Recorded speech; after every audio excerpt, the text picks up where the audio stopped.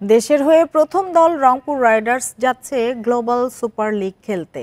দেশে সম্মান রাখতে দারুণ কিছু করার প্রত্যয় অধিনায়ক নুরুল হাসান সোহানের।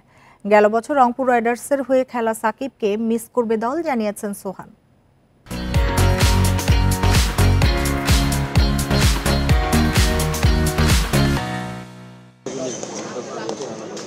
গ্লোবাল সুপার লিগে রংপুর রাইডার্সের স্কোয়াড দেখলে মনে হতে পারে তারুণ্য নির্ভর জাতীয় দল।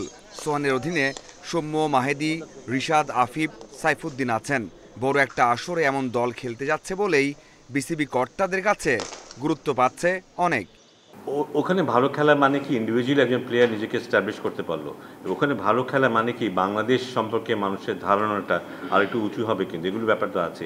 এবং অ্যাডভার্স কন্ডিশন, ঘরের মাঠে পারফর্ম করা এক জিনিস, বাইরে পারফর্ম করা আরেক জিনিস। ওখানে কেউ যদি ভালো পারফর্ম করে সেই দিকে সিলেক্টরদের ডেফিনেটলি আলাদা নজর থাকবে, কারণ ওটা that is much more challenging there. সেটা অবশ্যই ক্রিকেট বোর্ড তো নজরে রাখবেই, বিশেষ করে সিলেক্টররা নজর রাখবে। দেশি তারকাদের সাথে রয়েছেন খুশদিল শাহ, ফোর্ড, ম্যাটসন। প্রস্তুতি কম হলেও দারুণ কিছু করার সামর্থ্য রাখে রাইডার্স। তবে গায়ানার উইকেট চিন্তার কারণ কিছুটা। একটা অপরচুনিটি পাবো। আর গায়ানার উইকেট এবং বাংলাদেশের উইকেট আমি লাস্ট ওডিআই সিরিজ ওখানে খেলেছিলাম, তো কিছুটা সিমিলার। তো আমার কাছে মনে হয় যে আমাদের কোচ মিকি আক্তার, ওর সাথেও কথা হয়েছে পুরো টিমে, তো কি প্ল্যানিংয়ে আমরা যেতে পারি এবং কেমন সিচুয়েশান হতে পারে একটা আইডিয়া সবাই আমার কাছে মনে পেয়েছে। বাট ওখানে যাওয়ার পর যেটা বললাম যে 3-4 দিনের একটা প্র্যাকটিসের অপরচুনিটি পাবো, এটা আমরা কাজে লাগানোর চেষ্টা করবো। সাকিব খেলবেন রাইডার্সের হয়ে, এমন জল্পনা চলেছে অনেক দিন।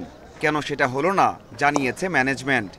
আমি যতদূর জানি যে ওর আবুধাবি T10 3 তারিখ 4 তারিখের দিকে শেষ হবে, and then we don't know যে ও আবার ওয়ানডেতে বাংলাদেশের জন্য রিপ্রেজেন্ট করবে না কিনা। সো যেহেতু আমাদের 14-15টা প্লেয়ার অ্যালোকেটেডভাবে নিয়ে যেতে হচ্ছে, সো এটা আমাদের পক্ষে ক্যালেন্ডার ওয়াইজ এবং ওর অ্যাভেলেবিলিটি ওয়াইজ পসিবল ছিল না ওকে এই টুর্নামেন্টের জন্য অ্যাভেলেবল করা।